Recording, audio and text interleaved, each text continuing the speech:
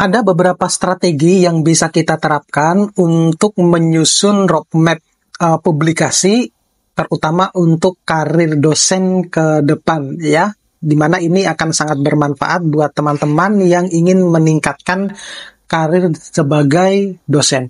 Mau tahu jawabannya seperti apa? Tetap stay tune di channel saya, kita bahas ini lebih dalam.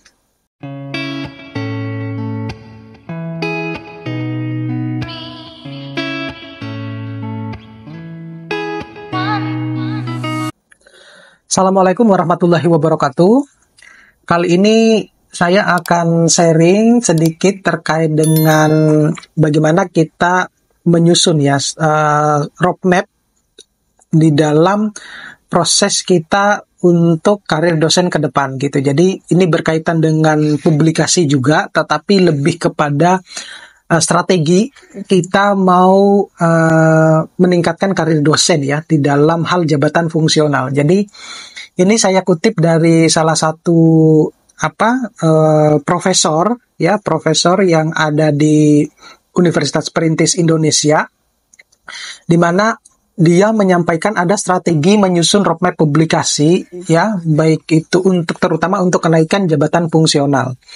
Nah, di mana di dalam strategi tersebut kita mengenalnya ada dua ya. Ini sebenarnya di buku panduan POPAK itu sebenarnya sudah dijelaskan di situ. Jadi ada dua strategi atau dua jalur kenaikan jabatan fungsional yang bisa kita manfaatkan ya di dalam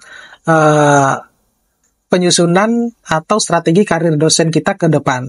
Nah, dua jalur kenaikan jabatan fungsional itu, yang pertama itu jalur secara reguler. Nah, jalur secara reguler itu adalah jalur di mana kenaikan jabatan fungsional itu dilakukan secara bertahap, ya, dari jenjang asisten ahli, kemudian menuju lektor kepala, hingga guru besar secara berurutan. Gitu. Jadi, contohnya misalnya begini, saya berbicara ketika kita misalnya lulus sebagai seorang lulusan magister gitu ya, S2.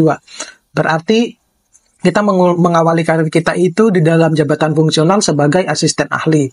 Itu 150 poin. Karena kita berbicara secara reguler, kemudian 2 tahun berikutnya dia misalnya mau mengajukan lagi, itu menuju lektor. Tapi tergantung dari kredit poin yang dia kumpulkan. Ada lektor 200 dan ada lektor 300. Semacam itu. Kemudian setelah terkumpul lagi, dia mau menaikkan jabatan fungsionalnya, mau naik tingkat lagi ke lektor kepala. Lektor kepala itu ada yang lektor kepala 400, kemudian 550, sama yang 700 gitu. Nah, baru yang ke guru besar. Gitu, guru besar itu ada yang 850 sampai yang 1050. Nah, gitu, kalau 1050 itu sudah mentok gitu. Tuh. Nah, itu yang dilakukan secara reguler. Nah, lalu bagaimana kalau kita mau melakukan yang loncat jabatan? Ini yang menarik ini kalau yang loncat jabatan. Jadi kalau loncat jabatan, ini strategi yang kedua, itu loncat jabatan itu dilakukan di mana kenaikan jabatan dengan melewati satu tingkat jenjang jabatan fungsional di atasnya. Jadi kita tidak bisa ataupun sebenarnya kita bisa loncat langsung untuk yang pertama ya. Untuk yang pertama kita cuma satu. Yang keduanya, pengajuan keduanya itu kita bisa untuk loncat jabatan yang jauh lebih tinggi gitu. Misalnya begini, kita mengawali karir dari asisten ahli.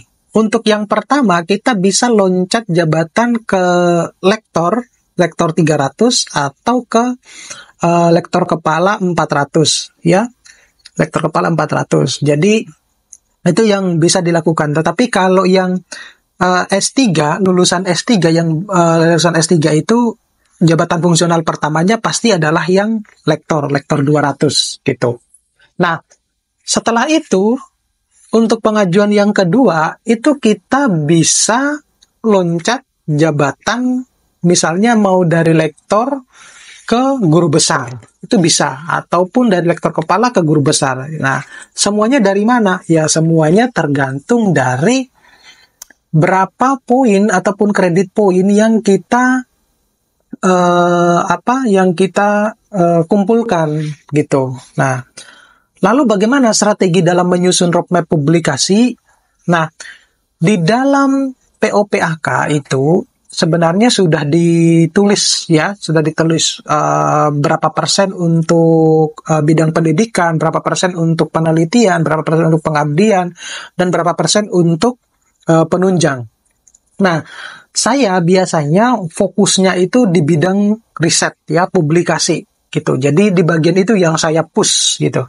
Nah, itu strateginya. Jadi kalau misalnya untuk kenaikan jabatan fungsional ya, lektor dari asisten ahli, maka angka kredit penelitiannya itu kan 35% itu. Khusus untuk penelitiannya dari asisten ahli menuju lektor. Itu 35%. Tetapi kalau bisa memungkinkan, ya itu yang di atasnya gitu. Bisa yang 45 atau yang bahkan 50% gitu. Tetapi yang bidang satu itu tetap juga harus memenuhi gitu ya. Nah, enaknya kalau yang loncat jabatan, saya lebih menyebutnya loncat kum kali ya, loncat kum gitu. Nah, jadi enaknya kalau saya loncat kum itu untuk pengajuan berikutnya itu, karena misalnya sudah memenuhi nilai standarnya atau credit point standarnya yang saya tuju, jadi yang berikutnya itu saya tidak perlu lagi harus menyusun bidang 1, bidang 2, bidang 3, bidang 4 gitu. Enaknya saya tinggal hanya cuma penyetaraan semacam itu. Itu yang saya lakukan waktu itu. Jadi saya biasanya mempush di bidang penelitian saya. Kenapa demikian? Saya juga mengetahui bahwa reviewernya PAK itu juga ini ya, juga kadang kalau mengurangi nilai itu nggak ada ininya, nggak ada ampun-ampunan gitu. Nah, itu yang pernah juga saya alami di waktu kenaikan jabatan fungsional saya yang kedua gitu. Nah, itu yang strateginya. Jadi di bidang penelitian itu yang harus kita push ya. Nah, kalau rumusnya menghitung poin jabatan fungsional itu sebenarnya di POPAK itu juga sudah sudah ada. Jadi contohnya misalnya begini, kalau misalnya kita mau dari asisten ahli ke lektor, kemudian katakanlah 150 ya, mau ke lektor 200 lah, yang paling dikit aja gitu ya. Berarti kan kita butuh 50 poin gitu tuh. Nah, 50 poin ini dikalikan dari bidang penelitian itu 35%. Jadi kita harus mengumpulkan angka kredit di bidang penelitian itu kurang lebih 17,5. Tapi jangan dikumpulkan 17,5, dilebihkan. Ya, harus dilebihkan. Kenapa demikian? Karena itu tadi, para reviewer PAK itu juga kalau mengurangi nilai nggak asal-asalan gitu ya. Dan diusahakan ada jurnal internasional yang bereputasi menjadi penulis pertama, biar nanti publikasi yang dikumpulkan itu tidak terlalu banyak gitu ya, tidak terlalu banyak. Jadi kalau kita memiliki publikasi internasional bereputasi sebagai penulis pertama, itu kan nilai kredit poinnya kan 40, tinggal dibagikan sebagai faktor pembagi itu berapa penulisnya. Tapi kita akan mendapatkan kum sebanyak 60% dari 40 itu. Nah, semacam itu. Jadi kalau kita mau mengumpulkan 17,5, punya 2 ataupun 3 paper internasional yang bereputasi, ya sisanya tinggal kita yang jurnal-jurnal nasional Sinta gitu. Nah, oke, mudah-mudahan ini bisa bermanfaat. Sampai ketemu pada video-video berikutnya. Assalamualaikum warahmatullahi wabarakatuh.